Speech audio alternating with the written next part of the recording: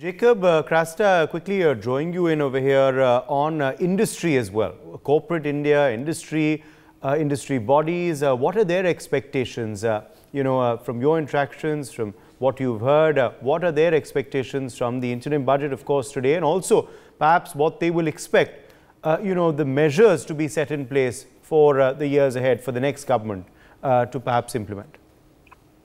As you know, see, out of the 6.3 crores of, MSME, see, 95% of the MSMEs are, say, micro.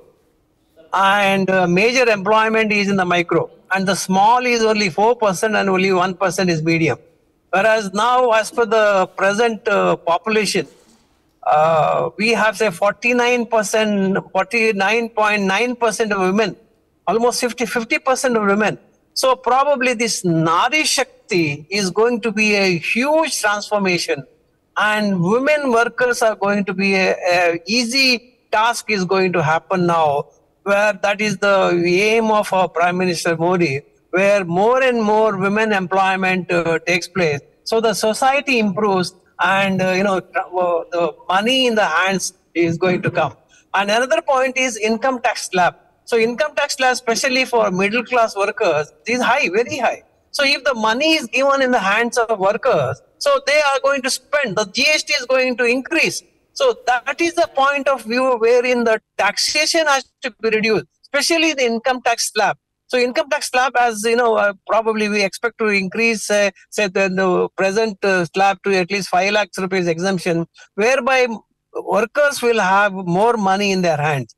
And especially MSME, as I rightly told you, major challenge is the finance. So the finance, the credit, if it is given, that is going to be really boom for MSME. And another point is PLI, the production link incentive. Production link incentive is available only for a few manufacturers and few items and the products. Whereas if the on par with all MSMEs, rather not MSME, micro and small manufacturers, for all products, if the PLI is given, probably that $5 trillion economy, we reach another 2 years instead of 3 years. So more and more micro and small units will take the credit and put their all efforts to have a better revenue and better employment generation, especially women. So everything will be solved by giving the PLI to especially for micro and small. So this is what the presentation we are given to Union Finance Minister Nirmala Sitharaman on side of the industry. Yes, and now Raju Sinha, quickly drawing you back in here.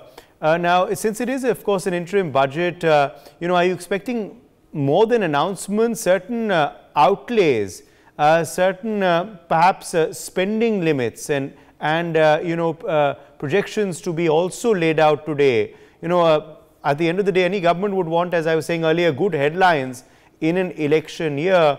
Do you expect perhaps outlays, grants to be increased in certain key sectors where the government wants to communicate its interest in, or its focus areas on, or its thrust areas on, for the public, for the electorate as well?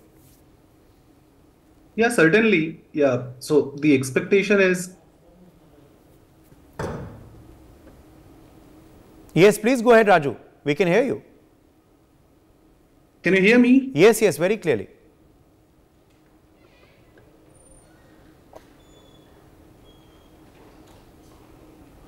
Raju Sinha, can you hear me? Okay, I think we're having a trouble there with Raju Sinha's connection. Unfortunately, we will try and get him back in just a second. But Jacob Crasta, would you like to take that on what perhaps the focus, the thrust areas could be in terms of these expenditure allowances, in terms of these grants and outlays, which perhaps the government can increase to get good headlines as well tomorrow morning? Yeah, definitely it has to be. See, more and more expenditure side has to be given a focus.